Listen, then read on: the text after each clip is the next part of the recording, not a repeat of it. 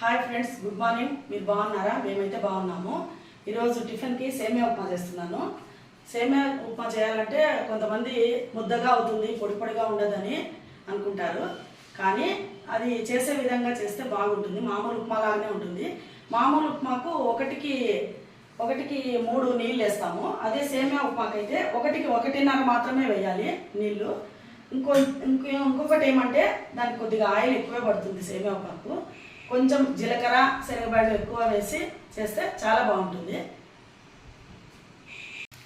చూడండి ఫ్రెండ్స్, బాగానే అవుతుంది, మగ్గుతుంది. సిమ్ పెట్టాను, మగ్గుతుంది. సిమ్లోనే చేసుకోవాలి దీన్ని.